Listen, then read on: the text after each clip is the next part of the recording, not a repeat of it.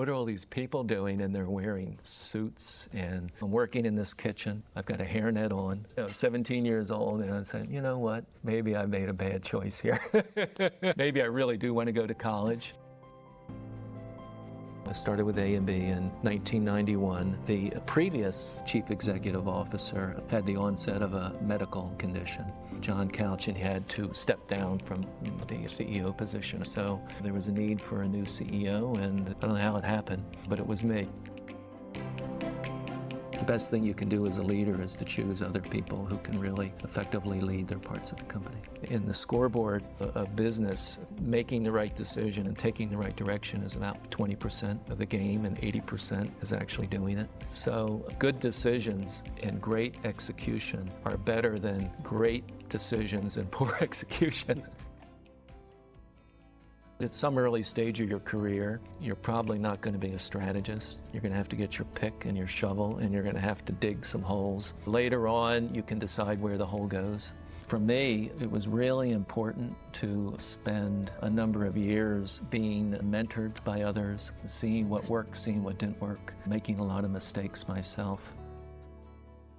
I was really raised by a grandmother, and she really took a lot of the responsibility for raising me. My grandmother, who had no money, gave me a lot of her savings to go to school. I'll be darned if I was going to not honor what she was doing for me. This is a very poor woman who gave much of what she had because she wanted to see me make something better of myself. It was great. To have one person that really cares for you is a lot in this world. Greater Good Radio. Connect, learn, heal, and grow. This Greater Good archive video is brought to you by Brain Gain Hawaii, a boutique executive recruiting, career development, and coaching firm.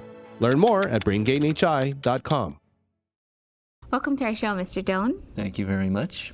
Thank you. So you're the chairman and CEO of Alexander Baldwin. Can you tell us a little bit more about the company? Well, it's a company that people in Hawaii know a little bit about. It's one of the big five. In fact, today it's really the only one of the big five that's remaining. It was started in 1870 as a 12-acre sugar plantation. In fact, last evening I was on Maui, and we celebrated the 125th anniversary of our sugar plantation on Maui last night. So it's a company that has a long history. It's one of Hawaii's largest companies, and it's a company that still has its heart and soul in Hawaii. You guys are pretty diversified though, right? You've everything from shipping to real estate to what else? Yeah, it's an interesting thing, but the company started in agriculture, and then there was a need to get something from here to there. We live in Hawaii, right? So it's a long way. We ended up having an interest in Matson and a shipping company. So then we now own Matson. And then after a long time, like almost 100 years, we said, well, let's think about doing something else with our land other than just agriculture. So we've gotten into the real estate business. So today we have a very large shipping company that serves Hawaii, Western Pacific, as well as China, which is a pretty exciting story in the last year. And we also have one of Hawaii's premier real estate organizations too. What would your average day be like? There's no average day. It's funny, but you think that you're in command of yourself, and I guess to a limited extent you are. But, a day can involve being out of Hawaii, which a lot of days are for me right now. So you could spend a day or a week in New York City. You could go to China, could visit Guam. Yesterday I was in Maui, but an average day at home probably involves anywhere from 25 to 30 different sorts of activities. So when we say CEO of Alexander Baldwin, you folks are so diversified. How do you keep track of what you're doing on a daily basis, and how do you, get to know all of the different facets? The answer is you really don't. What you do is you have really great people, and they sort of, know a lot about the businesses. So one of the keys in this business, and in fact in any large business, is really having a team of people. And you do certain things, they do certain things, and hopefully you stay out of their way when they're doing the good things and let them be successful. So I have involvement in all of our businesses in kind of a broad sense. The key is that the best thing you can do as a leader is to choose other people who can really effectively lead their parts of the company. So What would your role be then as CEO of such a diversified company? I mean, your primary role. There are a couple parts of the role. One is to take the compass and set it in the right direction. So if you want to go north, northeast, and that's where the company should be going, that's really the responsibility of the CEO. There was a lot of involvement by other people in it, particularly our board of directors, but you got to get the compass in the right direction. And then, as I was saying a minute ago, the next thing you got to do is you got to make sure that the people that are in place are the people that are going to go in that direction, or the people that can do those things that you feel should be done. In the case of A and B, that's definitely the case. And then every once in a while, you have to make some big decisions. So the idea is that you shouldn't be making that many decisions. If you're making a huge number of decisions, you're probably not making the big decisions the way you should make them. So the idea is that you make a relatively few decisions, and then you have people who work with you for you who make a lot more decisions. When you start getting in trouble is you make too many decisions, because there are not that many absolutely critical decisions that a company has to make, but when you make them, you want to make them right. And you want to put the time on those decisions. How did this position come up for you as CEO? Well, I started with A and B in 1991. And I had been actually in Hawaii, living in Hawaii 3 times before that, but I started with A and B in 1991. The previous chief executive officer had the onset of a medical condition, John Couch, and he had to step down from the CEO position of A and B. So 1998 came along, and there was a need for a new CEO, and the board of directors who makes that decision decided that, I don't know how it happened, but it was me. So. But you were the CFO at the time, right? No, I wasn't. I ran the real estate part of the company from 1991 to 1998, and the ag part too. Did you have any aspirations at that time that you wanted to be a CEO of, whether it was Alexander Baldwin or another big company eventually? Yeah, that's a good question. Actually, before that, going way back in the old personal history, I had been a senior executive of a very large company that owned Sea Brewer in Hawaii, and I had been with Sea Brewer a long time ago. But I was with that company for a number of years and was one of the top people in the company, one of the senior executives in my late 30s. So at that point, I thought I had some aspirations to be a CEO. I didn't know if good fortune would come my way, and I didn't exactly know if I had the capability, but that's kind of what I wanted to do. And that never happened at IU. The company was involved in a hostile takeover in the late 1980s and lost it. So after that, I just kind of went through and didn't think so much about what would happen in the future, and just was happy to do what I was doing. What do you think are the most important factors that made you that successful at a young age? I could give you the normal sort of attributes that people give you. I graduated in the bottom quarter of my high school class, and it was a public high school in Philadelphia.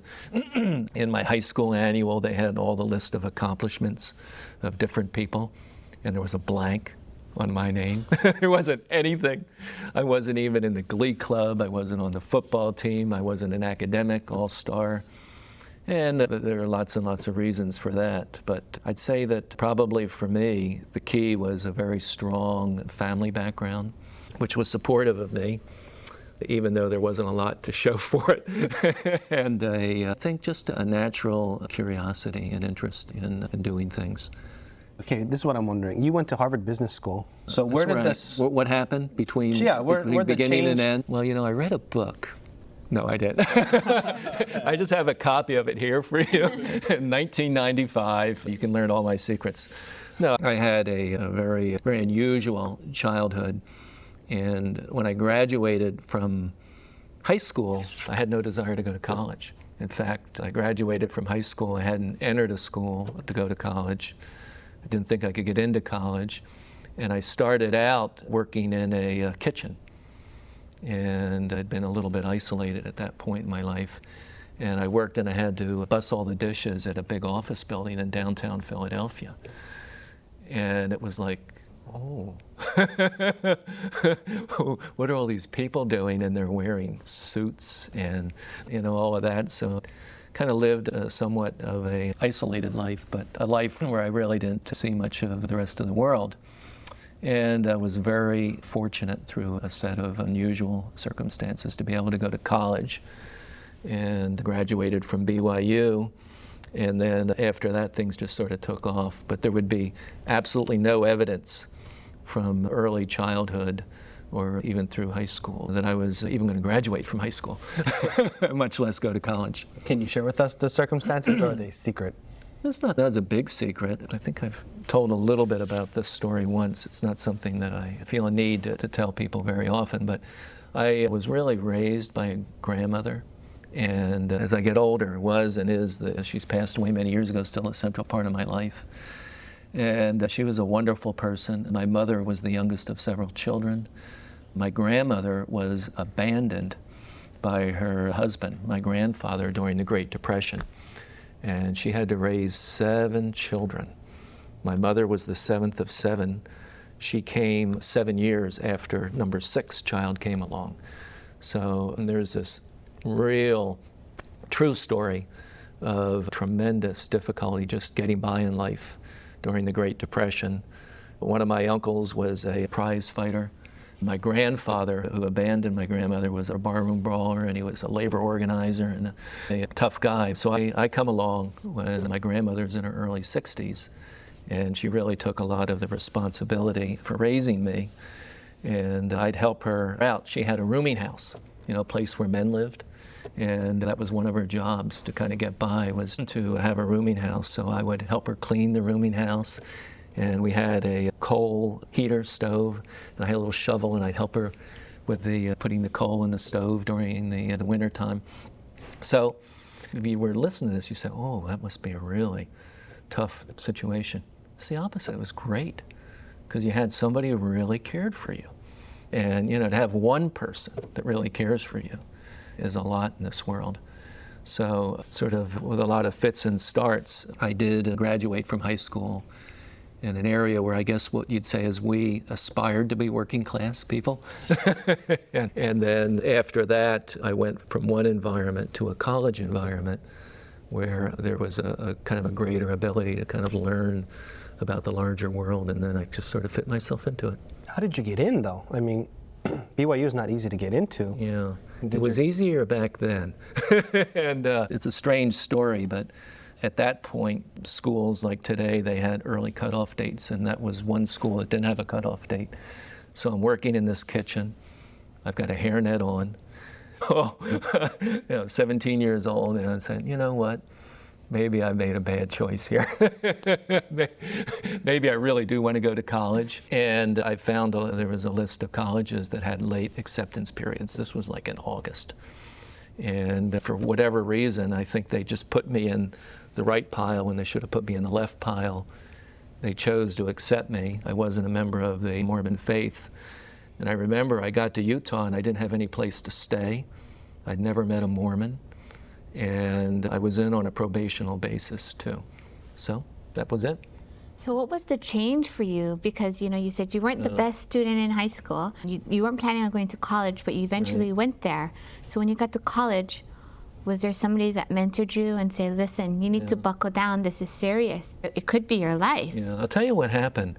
My grandmother, who had no money, gave me a lot of her savings to go to school. I'll be darned if I was gonna, not honor what she was doing for me.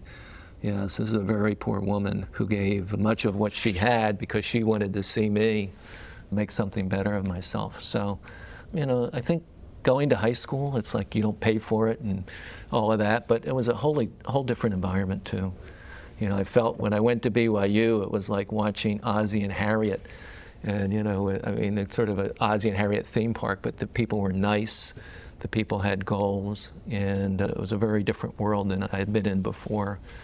We were hitting each other with cue sticks and things like that after school. So different environment and a very strong sense of obligation that I needed to do the right thing. Would you say that your grandmother is one of your driving forces today? Yeah, even more so. I don't think I recognized at that stage of my life how fundamentally core her personality and her character was to me. But sort of the older I get, the more I can see the molding that she did on me. So what made you choose to go into the business path and then eventually go to Harvard Business School? Yeah, well, I got out of college. This was during the Vietnam War. And I spent 4 years in the military. And I was not a combatant. I was involved with management and computers and all that kind of thing. I kind of liked it. And they can always say no, but I said I'll try to see if I can go to a good school because I kind of liked the business world. I'd say in terms of a scale of 10, I'm pretty sure that my desire to accomplish is a lot higher now than it was then, but I'm kind of one of those people where I didn't have an overwhelming desire from an early age, and it was one of these progressive sort of, oh, I can do that kind of thing. And I applied to Harvard Business School, and again, they made another mistake, just like the other school did, and they accepted me. And for me, I think that there was a kind of a pivotal sort of, it gave me the ability to see a larger world and see that you could fit into a larger world. I was so intimidated going to Harvard that, I really thought I was an admission mistake. That, I just learned over time that there's not that much that differentiates most people. So do you think that without your grandmother's influence, you could have gotten to where you are today? I might have, but I'm not sure I would enjoy it as much. I think that, sort of the side of her personality that dealt with values and character was really what was most essential. It wasn't as much about education from, this is what my father did, and here's how I'd like to be like him or someone in my neighborhood. But it was much more on the character side that she was key. So do you think that shows through your leadership style? Mm-hmm. And where in your life do you think you really developed more of these leadership traits to be able to run a company? Yeah, I'm still developing it. And it's still imperfect, I can tell you that. It's funny, but lots of people in leadership roles have different styles, and no one style works in all situations. And for me, I think that it was really important to spend a number of years being mentored by others, seeing what worked, seeing what didn't work, making a lot of mistakes myself. And I think that I have to be very direct about this, but it's clear that the leadership style that I had at the outset, almost 9 years ago, of being the CEO of A&B is different than the leadership style of today. And it probably should be for me, and it probably should be for most people. So it's hard to say exactly what all the influences were, but I know that there have been a number of people who have had a great impact on my life. And it's allowed me to express myself in a way that's been hopefully positive. Are you able to share with us who those people were that were great mentors, and then the lessons that they taught you along the way to develop you step by step? There's no doubt that the most significant business mentor I had was a gentleman by the name of Jack Christie. He was the CEO of IU International Company, which was a big conglomerate back in the 1970s and 80s. And they also owned Sea Brewer Company, where I had been working, and then I was brought to Philadelphia and ended up working for him for a number of years, for a while as his assistant. But this was a gentleman who was a fighter pilot in the Korean War. He was an art history major, and he was a CEO of a large business. He had an extremely broad view of the world, and was actually a very good listener and insightful, and someone who kind of sat at his side for many years and watching him, and learned a lot from him. Learned also that sometimes it's very difficult, but you have to make tough decisions. That in business, that the balancing of respect and popularity and of having to make tough decisions is a difficult one. How do you know which decisions to make? Because before you mentioned that you wanted to concentrate on a small amount of important decisions as opposed to a large amount of lesser decisions. Yeah, the decisions, there are different categories of decisions we have, and they're decisions that either I or our board have to make that are kind of business essential sorts of decisions. There are not many of them. These are large decisions. If you think you're making 20 or 30 large decisions a month, you're not making 20 or 30 large decisions. So they ought to be significant. and they ought to be something that really can in some way change or enhance where the company's going. You also have to be involved in decisions other people are making, because in what you do, you have a lot of other people who work for you, so you have to evaluate the decisions they're making. Are they making good decisions, and are these the decisions that are right for the company? So I don't think there's a particular acid test for what you should do and what you shouldn't do. And different people have different tolerances for decision making. The other aspect of it is that depending upon the organization or the people who are working with you, you can delegate a huge amount of decision making to people you have a high degree of confidence in. And then, in contrast, if you have people who are inexperienced or people who aren't as capable, you have a tendency not to delegate as much. So there ought to be some variation in just sort of how many decisions you have to make just based upon the people that you choose to make decisions for the company too. So how are you able to build your team and keep it to be the strongest? And do you kind of just throw something out there and see what their reaction back is to see if they're going to make a good decision, basically, and make it successful? How do you figure out how much trust to give somebody? You basically have to trust people. You have to go in with a proposition that you trust them, and to a very significant extent that's been true at A&B. We have some great people. And the interesting thing is that in the scoreboard of business, making the right decision and taking the right direction is about 20% of the game, and 80% is actually doing it. So good decisions and great execution are better than great decisions and poor execution. If you had to choose between the two, what you want to do is you want to really have an environment where people are pretty much making most of their own decisions, and there's certain parameters, guidelines, and sort of what works for the company, and you want to stay within those parameters, but you got to let them make their own decisions, because they're the ones that have to do what they've decided to do, and that usually works. You were the Chief Operating Officer for the Scheidler Group. Right. I was just listening to another popular CEO of Hawaii talk about the difference between somebody that's really good at process and executing as opposed to the CEO. And he said, usually if somebody can execute and they're involved in the process, they can't lead and they can't be a CEO. Being that you've done both, what's your view on that? And, you're doing it successfully. I'm probably not good at either. I'm just trying to stay out of really good people's way to do what they do. There's an element that's true about that, but you realize, let me come back to a situation that many younger people face. At some early stage of your career, you're probably not going to be a strategist. You're going to have to get your pick and your shovel, and you're going to have to dig some holes. Later on, you can decide where the hole goes. But sort of in your first several years out there, and there are exceptions to this rule, you need to have some kind of process talent. People also have the ability to kind of transcend from digging the hole to deciding where the hole is going to be. So for many of us, and you spend years involved in making things happen in the operating side of the business, many day-to-day activities, and maybe you think about so what's the structure, how could it be better, and all of those things, but you don't have the chance to express it that much. And then there are other people, who just like to dig holes.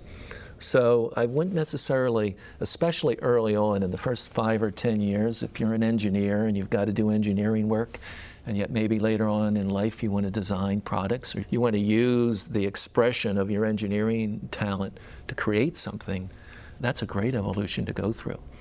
And I think some of the best people are those who have taken a period of their life, hopefully it's the beginning of their career rather than the end, and they've developed some very specific set of what you call process capabilities, whether they're in finance and marketing, in engineering, in operations, whatever the discipline is, and legal, whatever it is, but they've developed a core of real understanding and depth.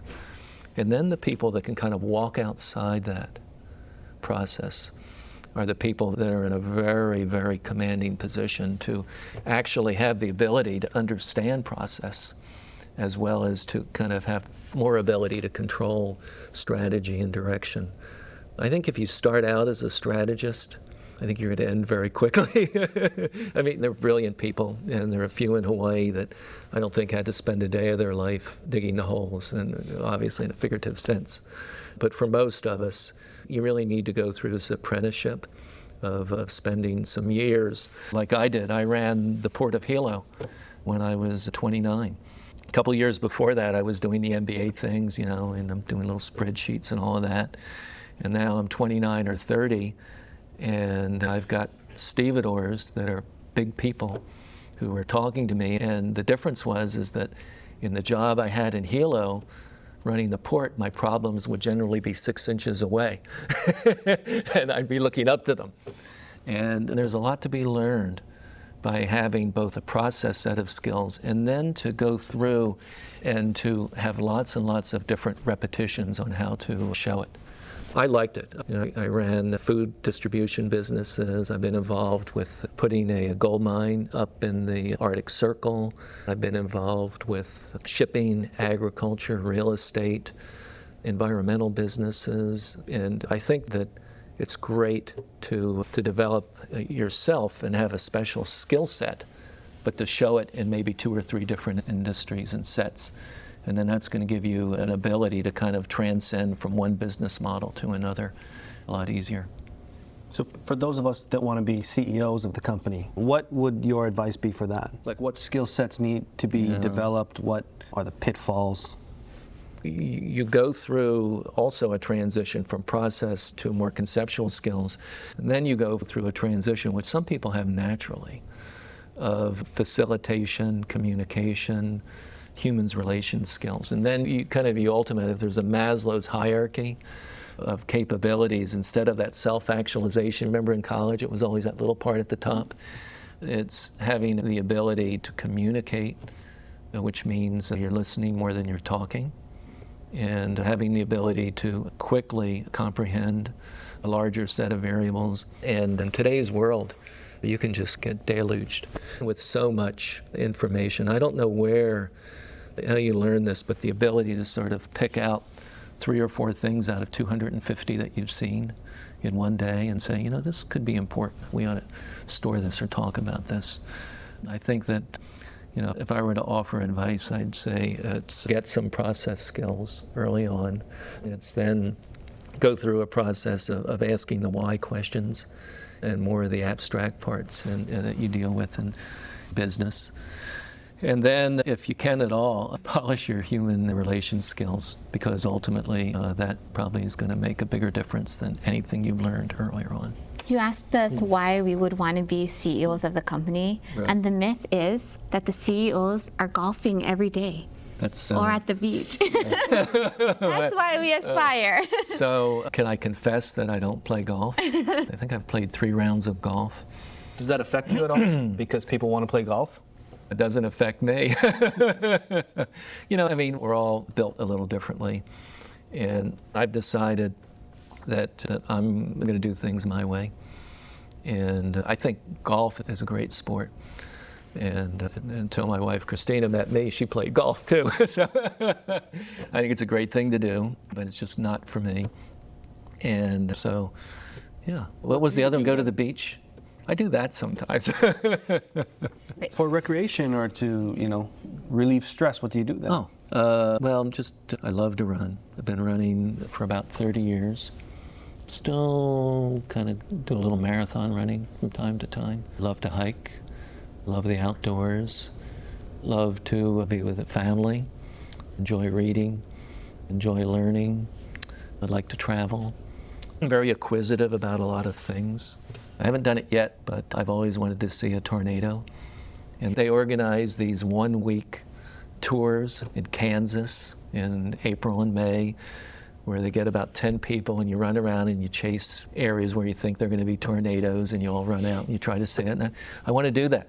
Because of the movie? Maybe later in life? Not the movie. Earlier? No. In fact, There's that movie there's a Twister. movie Twister. I've got little videos that are like things that you get that are privately done by all these tornado chasers that I've had for 10 or 20 years.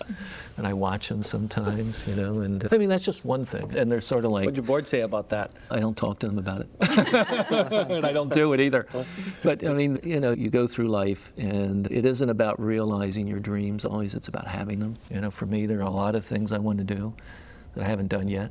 And if I do half or a third of them, I'll be a happy person.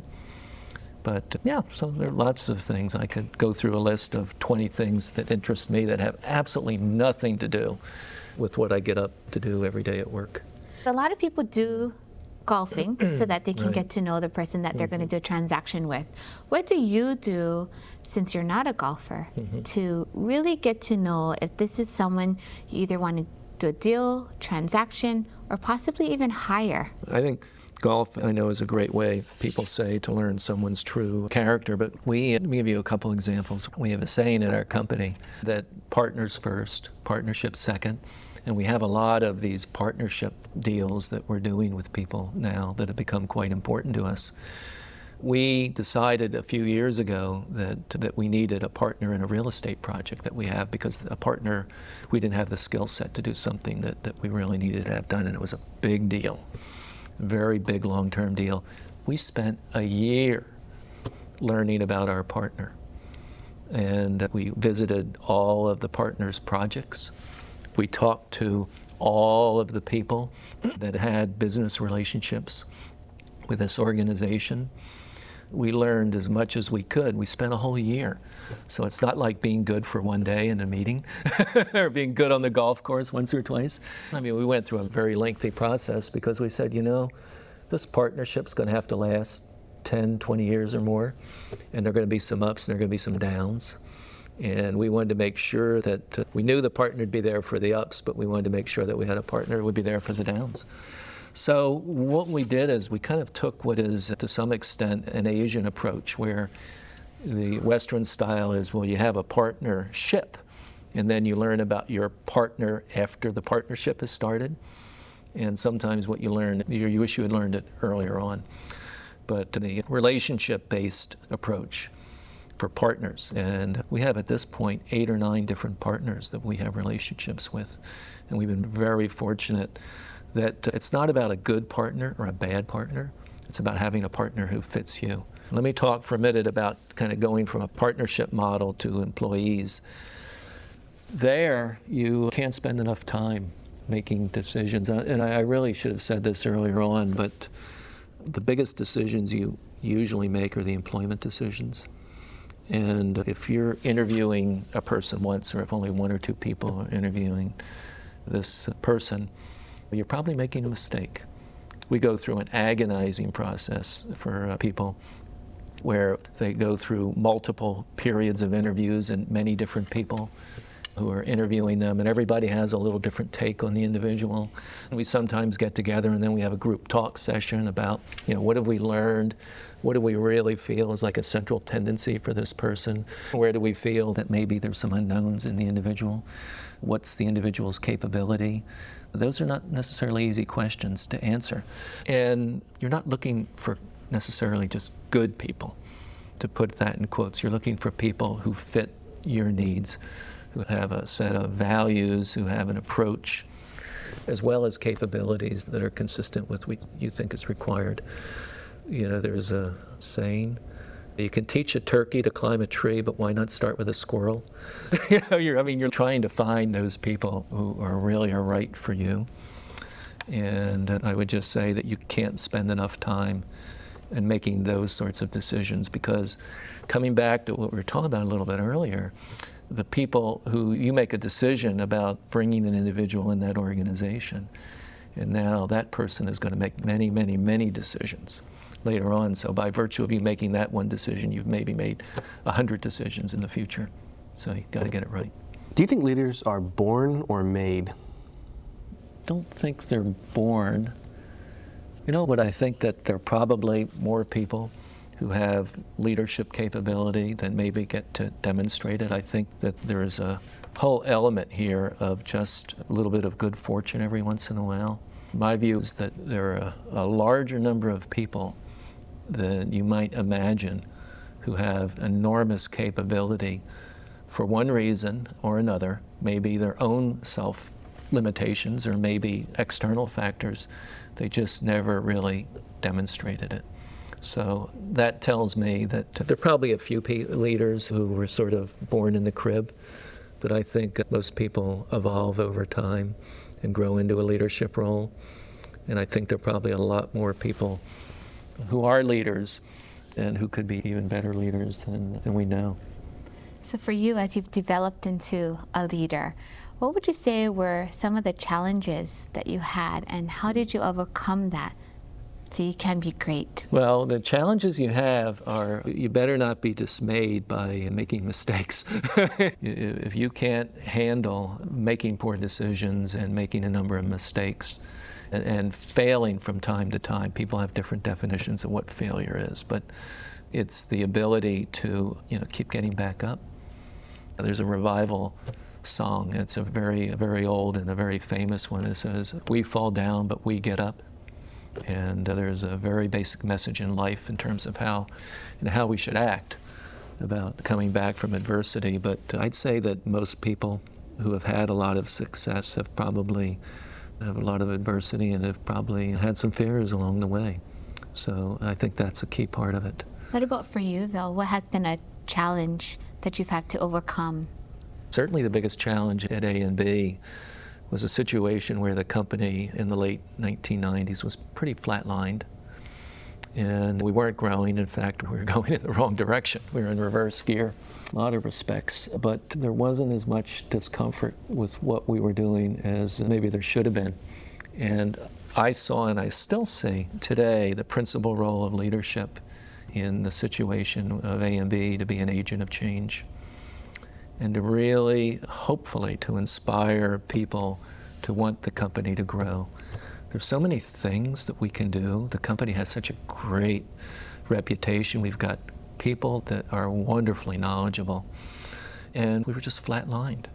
One of the best examples of that is that we were in the real estate business, but our idea of real estate was to just take our company land holdings and to develop them. And our company land holdings represent just a tiny little bit of the real estate in Hawaii. So we came to a conclusion, and it was really a blinding insight, that the greatest asset we had wasn't our land holdings in Hawaii, it was the knowledge of our people. So since coming to that insight, we've done 25 different development investments in Hawaii in the last number of years, where before we had never, ever once in the company's whole history ever gone off of our company land holdings. So the challenge was to really be an agent of change, and an agent that said, you know what, we have to grow this company. We've got to grow it successfully. We've got to grow it around things we know how to do, and we can do them more of them, we can do them better, we can do them in different places. And that's what we've done. Alexander and Baldwin has a foundation, which is to inspire and educate to make the community a better place. Could you tell us more about the foundation and what you folks do? I want to tell you about how it started. It really started in the early 1980s, about 25 years ago. A gentleman, he was two CEOs, or one CEO before me, Bobby Pfeiffer, and he's a legend in Hawaii. He really took a role of great leadership in the notion that we had an obligation, we being A&B and we being the business community, had an obligation to give back to the community because we had been given so much. So he was in the forefront of establishing a foundation where we give a certain percentage of our income back to the community. And the idea is that we've been given so much, and therefore we need to give back. And this is just one of many ways that we give back to the community. And we're actually even more proud of the contributions that our people make to the community. It ranges, Easter seals, I think we've been 54 straight years. If you can believe this, we have a party for these little children every year, Matson does, for 54 straight years. Can you believe that one company could do the same thing across the state, then territory, for all those years? And to go to this and to see our employees being Santa Claus and the joy that it gives these little children that have some disabilities is wonderful. We have, in Waianae, we've helped a tremendously inspirational husband and wife team, Doane and Kaipo, who they established the Waianae Maritime Academy. And it's a way of helping people who are having difficulty getting work find jobs in the maritime industry. And these are really good jobs. And we've been involved in providing support for that in recent years.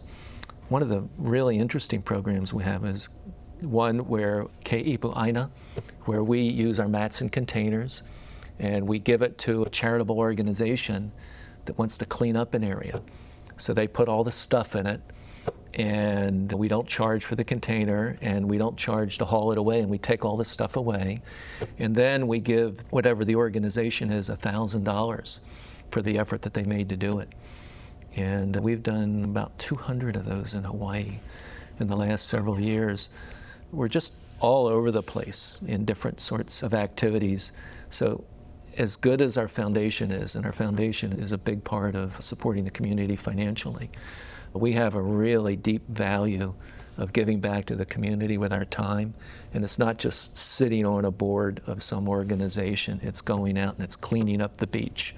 It's getting involved with Special Olympics, and we actually organize groups of people in the company to do it. And those are the best times, is when people get together and feel like they're enjoying being with each other and that they're doing something for somebody else. So it's very multifaceted and it's deeply ingrained in the company. So even though your company does a lot, you're still doing a lot personally. What are the community organizations that you're involved with? Some things I can talk about and some I can't, but I do have a very deep interest in the community.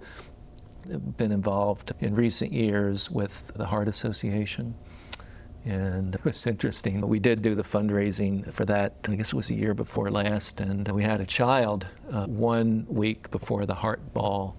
We went through the whole process and actually did all the activity, and of course it wasn't much work for me to have the child. The baby came, and then a week later we had the big event.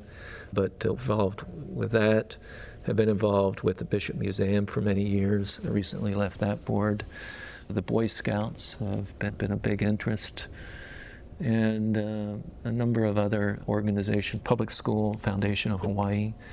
But I have to put my high school in. It's a place called Frankfurt, and everybody else is like Castle and Honolulu, or someplace. I could explain to them where this is. It's not in Hawaii, but I am a public high school graduate. What's even better is that you'll find in many of the not-for-profit organizations that our people are involved. They're involved as volunteers. Sometimes they're involved in leadership roles. But we have a very significant involvement because we don't have anywhere to go. Hawaii is our home. It's where we live. We're not a regional office of someplace else. This is it for us. What's the result that you see, being that you are a company that values your employees getting involved? You're encouraging them, and you're giving a lot of opportunity for them to be exposed and to get hands-on. It's funny, but they develop their own opportunities, for sure. We can encourage it and we can support it. But most people have an innate sense of what resonates for them, whether it's issues with early children that have disabilities, whether it's homeless issues, whether it's employment issues, housing issues, whatever the issue is, people have their own rhythm that they move to in terms of what really interests them. So what it turns out, what's interesting, is that when we have people who are really passionate about an organization or a cause, somehow that passion normally gets translated into our company supporting that organization more financially than we otherwise would. And it's our view that if our people feel passionate about it, that there must be something good, and it's right for us to support it. So, generally, the passion and the interests of our people often lead us to making financial contributions to organizations as well. How many hours are you working per week, would you say? I'm not counting. It's quite a bit, right? It's a few, yeah. You have your CEO duties, and then your company does a lot in the community, but then you do a lot yourself. Why are you spending time to still get involved in the community if your company already does it and you have your other responsibilities? Because I like it. I mean, it's that simple. There's a satisfaction that you get. And, it's funny, but, in one sense, I have the concerns that many people have on issues like global warming and something as huge and as difficult as that. But what you get to at a certain stage in life is that you have those interests, but sort of like trying to help a couple people at a time, sort of being involved with situations where you do that. There's a lot of positive that comes to your life when you're helping others individually. And that's the part that I don't talk about publicly. Well, what would you say to people out there that are convinced that their life is too busy to be doing community efforts and getting involved and so on? I think that's an individual choice that everybody makes, but I think that certainly we all benefit from a community that's healthier. And there's no doubt about that. So I guess you can look at it as sort of something in your own self-interest to do. But I think you do it for the right reasons. I think if you've got to convince somebody who really doesn't want to get involved with a community that they should, I'm not so sure that that's going to be that big of a help to the community or the individual. There's certain stages of your life you go through where you really don't have the time to do certain things that you'd like to do. And then there are other periods of time where you've got the ability to do it. And only you can decide how much effort you can put into it at any one time. But I think that there's a lot of evidence there that people who put a lot of effort into helping others have a tendency to help themselves as much or more. Do you think that you're a lucky person? Absolutely. Yep, that's right. You're lucky. Very fortunate. There's once found this is really strange, but this was years ago. I guess it was a parakeet. This is where I said lucky, right? It was a parakeet. Somehow, I guess it was a parakeet that was hit, looked like by a car windshield or something. I don't know where the parakeet was going. Near Kapiolani Park. They were going by there and he stopped, and little children and picked him up. And one of his eyes wasn't working, and he was all like this and everything like that. Well, I mean, we named him Lucky. And that doggone parakeet was so lucky. He lived for several years. And we bought a bird cage for him. And, he wasn't exactly able to fly with his friends anymore because he was a little like this. But, he was lucky. And we called him Lucky. So, I'm lucky. Where do you think faith comes into business? Because it's not talked about a lot, but a lot of people, they got a lot of faith and it's translated into their business success. I guess you can look at faith in both a religious and a secular way. I think that the underlying concept is a little bit the same. Is when you have faith, you're doing things because you think they're right to do. And that kind of doesn't matter whether it's religious or whether it's, you can have faith in people, and you can have faith in your business. You can have faith in your government, you can have faith in the community, you can have faith in your religion, have faith in your family. But underlying all of it, I think, is the notion that what you're doing because it's the right thing to do. And I think that most religions are based upon a set of principles. And living these principles are going to cause something good to happen either now or in the future. So I think it's a driver. And I know that people who have faith, usually underlying that faith, have a very deep foundation of things that they believe in. And it's helpful. Do you remember an experience where the success that came out of it could only have been through faith? I've been a lot of very fortunate events that have happened over time.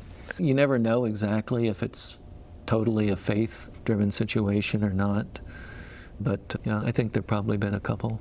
I think I've been fortunate myself 2 or 3 times, and I've also felt that kind of you look to something deeper is very helpful. Is there one that you can share with us, or? Probably be a little personal for me to do that. What are you really passionate about? A lot of things.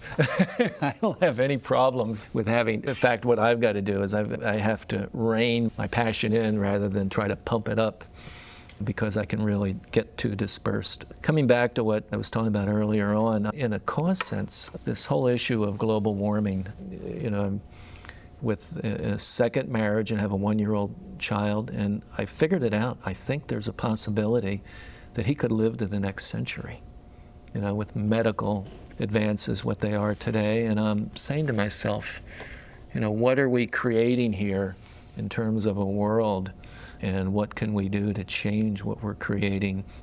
So to some extent, I go home at night and I watch gore tapes or anything like that, because I don't, but I'm fascinated by the subject.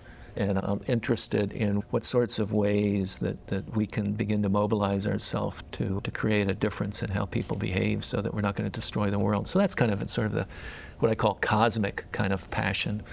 And, passion, this morning we've got a little kolea, a little golden plover, and he lives in our neighborhood. And he's going to be flying up to Siberia here, and I think about the next 3 to 5 days, because they leave over about a 3 to 5 day period every year, and then they fly 2,500 miles, because he's really bulking up. These little plovers, these koleas, they go, and he's just out there in the mornings, and he's picking the worms out, because they lose about half their body weight when they leave here to fly up to Siberia. So I kind of was there, and I saw him today, and he was pulling some worms out, and I spent a couple minutes just watching him, knowing he's going to be gone. But I read about these things. I like weather, I like tornadoes. I have a great passion. I'll probably never do it, but I've always wanted to hike the entire length of the Appalachian Trail.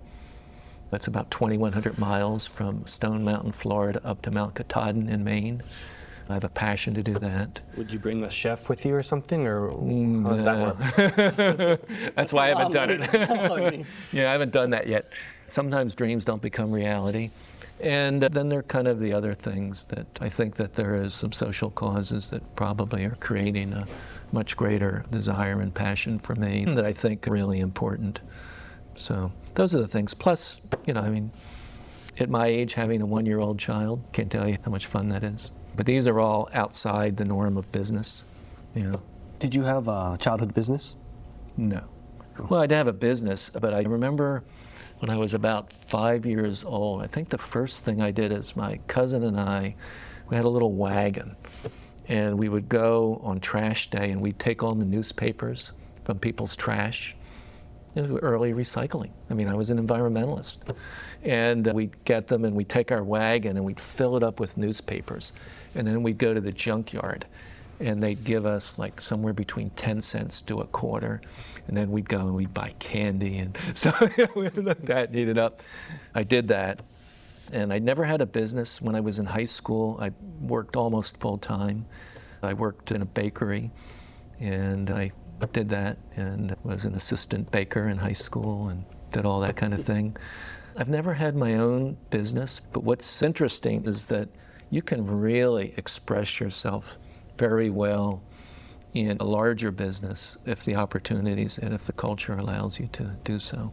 You don't always have to have your own business to be in an exciting environment where you can really do things that you find are kind of yours and have your imprint on them. Well, you may be a baker in a lifetime after. Never can tell. Being that you learn the process of bakeries, you learn how to be a busboy.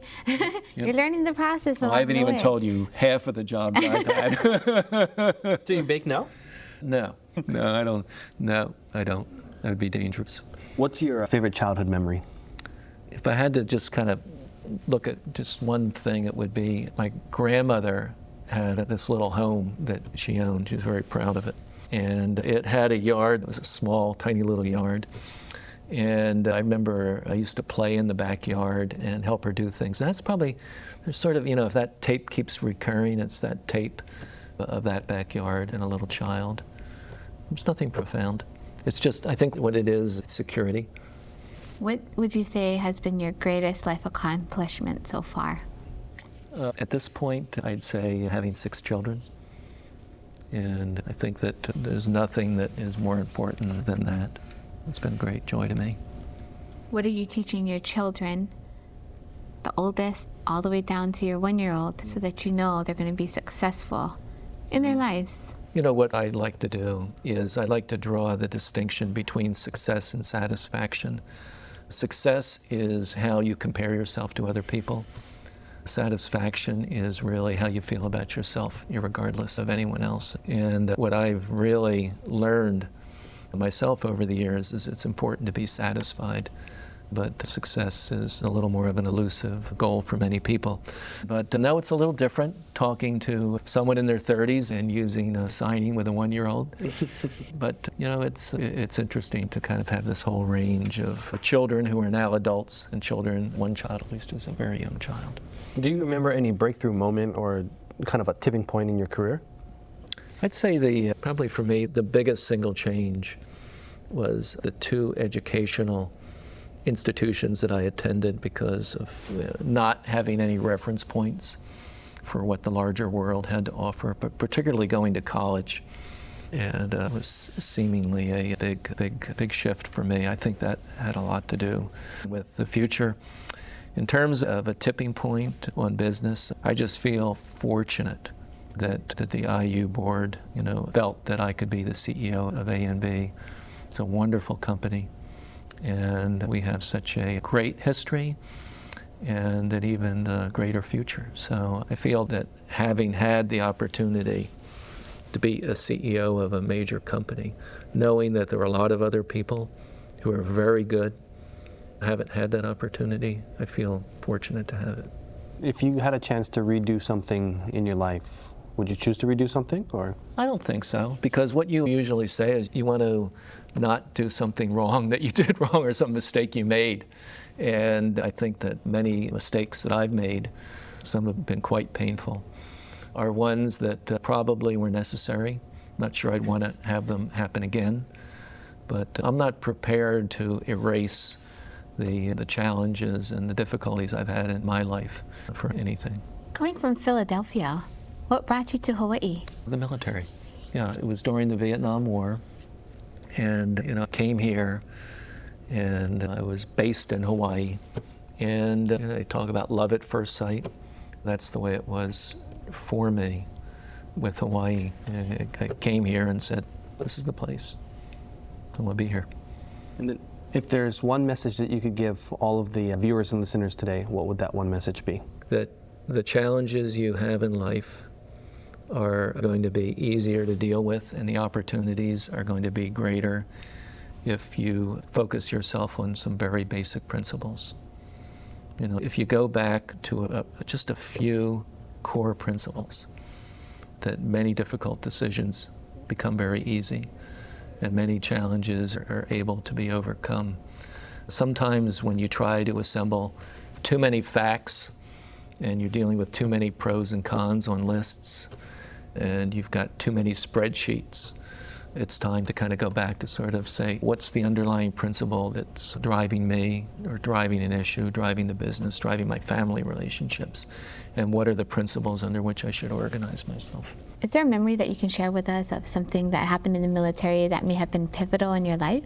There are a lot of memories from a very turbulent era, but what I know is that I really enjoyed the military service because I was 21 years old and somebody pushed me out in front of a group of people and said, hey, guess what? You're in charge. I had absolutely no idea what to do. And you know what I learned? I learned in a very direct and real way of many of my limitations and shortcomings. And I learned it fast, and I learned it hard, and I learned it as a 21-year-old. So I'm still learning that lesson.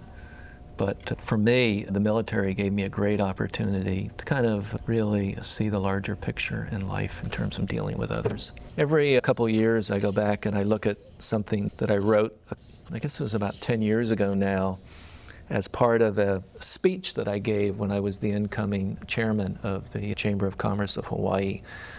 And it was really talking about change. I've tried to express a couple times today about how you have to be an agent of change when you're in a leadership position. Let me read this to you. I'd like to begin by talking about the weather, actually a special type of weather, lightning and thunderstorms. Lightning in ancient times was thought to have a mythical power. In fact, lightning was thought to be a form of judgment from a god above. By the Middle Ages, people lived in fear of lightning.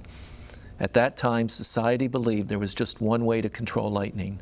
In the Middle Ages, the ringing of church bells was thought to make lightning go away. By the way, I wrote all this myself after having read a number of books. Of course, in most medieval towns, the church was placed on the highest pinnacle in the town, and of course the church steeple was the highest place on this pinnacle. If you travel today to many medieval towns, you will find a Latin inscription on the church bells. Flugare franco, translated to mean, I break up the lightning. Can you imagine what it was like to be a bell ringer, ringing the metal bell on the highest pinnacle in town as a lightning storm approaches? A brave and thoughtful scholar decided to challenge the conventional wisdom. He wrote an article that was titled, "A Proof that the Ringing of Bells During Thunderstorms May Be More Dangerous Than Useful." Over a 30-year period, he noted, 386 lightning strikes had been recorded on church towers in the region where he lived, and 103 bell ringers had been killed by lightning strikes. Sometimes we just don't see what's really happening. So there's a moral to that story, and I'm sure you can gather what it is. Well, thank you so much, Alan Doane, for Thank joining you. us today. Thank you very much. If you resonate with Greater Good Radio, please join our community at www.greatergoodradio.com, where you can get access to exclusive content and offerings. Hope to see you soon.